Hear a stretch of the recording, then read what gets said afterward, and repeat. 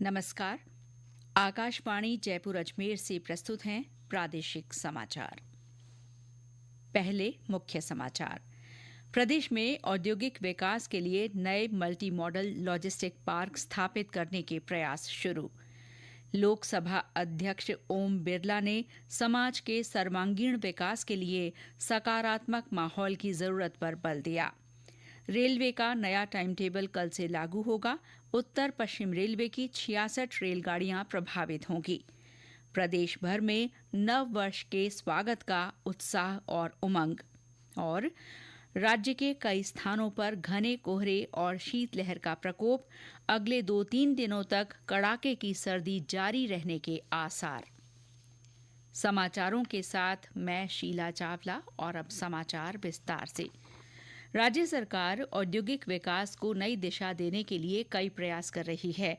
इसके लिए logistics hubs, नए औद्योगिक नोड्स और मल्टी मॉडल लॉजिस्टिक्स पार्क स्थापित करने पर ध्यान केंद्रित किया जा रहा है। इसी के उद्देश्य से उपयुक्त भूखंडों की पहचान की जा रही है। Rising Rajasthan global investment summit के सफल आयोजन के बाद ये पहल की गई है। इसके मद्देनजर उद्योग विभाग के प्रमुख शासन सचिव अजिताभ शर्मा और रीको के एमडी इंद्रजीत सिंह की अगुवाई में एक टीम काम कर रही है। इन्होंने परियोजनाओं के लिए उचित स्थानों की पहचान करने के मकसद से कल जयपुर के आसपास के औद्योगिक भूखंडों का जायजा लिया। अधिकारियों ने मांडा, फुलेरा, बेचून और बागावास गांवों में दौरा कर भूमि की अनुकूलता पर भी विचार किया। लोकसभा अध्यक्ष ओम बिरला ने समाज के सर्वांगीण विकास के लिए सकारात्मक माहौल बनाने पर जोर दिया है। श्री बिरला इन दिनों अपने संसदीय क्षेत्र कोटा बूंदी के प्रवास पर हैं। इसी कड़ी में उन्होंने आज रामगंज मंडी विधानसभा क्षेत्र का दौरा किया। गोवर्धनपुरा मंदिर में हुए कार्यक्रम को संबोधित करते हुए श्री बिरला ने कहा कि हर व्यक्ति की बेहतरी से ही समाज आगे बढ़ेगा। इसके लिए हम सभी को मिलकर प्रयास करने होंगे।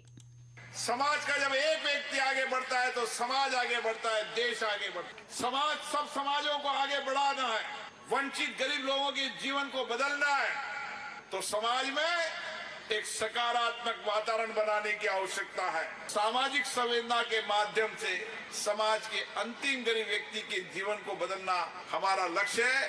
बाबा साहब का दिया हुआ संविधान, बाबा साहब का विचार समाज के अंतिम व्यक्ति तक पहुंचे, ताकि एक ऐसा समाज का निर्माण हो जिसमें सकारात्मक ऊर्जा हो और बाबा साहब के विचारों के कारण आत्मविश्वास भी हो। प्रदेश के 9 जिलों के 9 नगरीय निकायों में खाली पदों के उपचुनाव के लिए मतदान 9 जनवरी को होगा। मतदान दिवस पर सार्वजनिक अवकाश घोषित करने के लिए जिला कलेक्टरों को अधिकृत किया गया है। साथ ही पुनर्मतदान की स्थिति में भी सार्वजनिक अवकाश घोषित करने के लिए संबंधित जिला कलेक्टर अधिकृत रहेंगे। इस बारे में सामान्य प्रशासन विभाग ने आदेश जारी किए हैं। बांसवाड़ा, चित्तौड़गढ़, दौसा, हनुमानगढ़, जयपुर, झालावाड़, जोधपुर ग्रामीण, सवाई माधोपुर और सीकर के 9 नगरीय निकायों के खाली पदों पर उपचुनाव करवाया जा रहा है।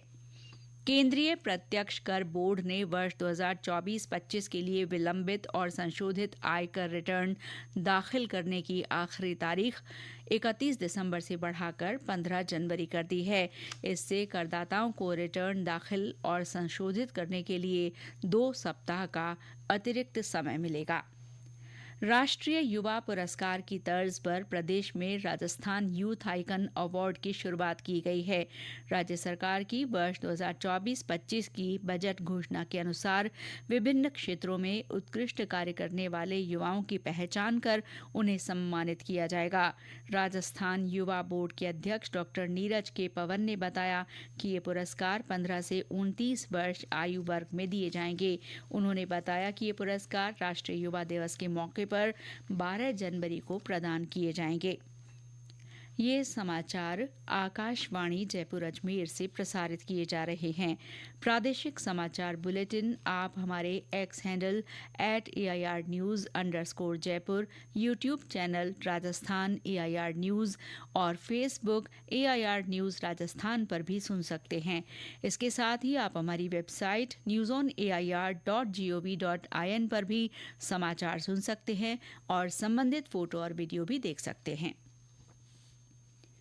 1 जनवरी से ट्रेनों का नया टाइम टेबल लागू हो जाएगा। इससे रेलगाड़ियों की गति बढ़ेगी और यात्रियों के समय की बचत होगी। उत्तर पश्चिम रेलवे के मुख्य जनसंपर्क अधिकारी कैप्टन शशि किरण ने बताया कि कई ट्रेनों के समय में आंशिक बदलाव भी किया गया है। पश्चिम रेलवे में हमने लाइन था उसको डबल किया गया है, इलेक्ट्रिफिकेशन के काम हुए हैं। फलस्वरूप जो है ट्रेनों की स्पीड में बढ़ोतरी हुई है और जो हमारे बहुत सारे जो सेक्शन थे जो डबल होने के कारण से वहाँ ट्रेनें जो है ज्यादा स्पीड चलेगी। मोटे मोटे तौर पर 66 ट्रेनों की टाइमिंग जो है वो कम हो गई है और वो अलग अलग गाड़ियों में 5 मिनट से लेकर के 90 मिनट तक की है। दिल्ली से जैसलमेर जो चलती है 14087 उसमें 90 मिनट की बचत हुई। इसी तरह जो है इस नए टाइम टेबल में हमने कुछ ट्रेनों के टर्मिनल में परिवर्तन भी किया। कुछ गाड़ियां जो है हमारी स्पेशल नंबर से संचालित होती थी उनको अब हमने रेगुलर नंबर कर दिया है। 8 गाड़ियां हैं जो कि एक्सप्रेस में सुपरफास्ट में परिवर्तित हो गई और 2 एक्सप्रेस ट्रेन को हमने हमसफर के रूप में संचालित किया है। जो भी आप जर्नी का प्लान करें वो इस नए समय सारणी के अनुसार से करें और जो 139 या एनटीएस या रेलवे की जो अधिकृत वेबसाइट या ऐप है उनके माध्यम से ही देख करके अपनी जर्नी का प्लान करें। नए साल 2025 की दस्तक अब चंद घंटे ही दूर है। प्रदेश भर में नववर्ष की अगवानी के लिए कई तैयारियां की गई हैं। एक रिपोर्ट। जहां एक और पर्यटन स्थलों पर देशी विदेशी सैलानियों की गहमा गहमी है, वहीं स्थानीय लोग भी अपने अपने अंदाज में नए साल के स्वागत का जश्न मनाने के लिए तैयार हैं। मंदिरों और धार्मिक स्थलों पर सुंदर झांकियां सजाई गई हैं। वहीं होटल, रिसोर्ट, क्लब, कैफे और रेस्तरां भी सज धज कर तैयार हैं। जश्न को यादगार बनाने के लिए इनमें गीत संगीत के विशेष कार्यक्रम और कई गतिविधियां रखी गई हैं। इस मौके पर फूलों, चॉकलेट्स और नव वर्ष उपहारों की मांग भी बढ़ गई है। वहीं युवा पीढ़ी को नशे से दूर रखने की प्रेरणा देने के लिए विभिन्न स्थानों पर नव वर्ष की शुरुआत दूध के साथ कार्यक्रम रखे गए हैं। इनमें निःशुल्क दूध वितरण होगा और युवाओं को नशा मुक्ति का संकल्प दिलाया जाएगा।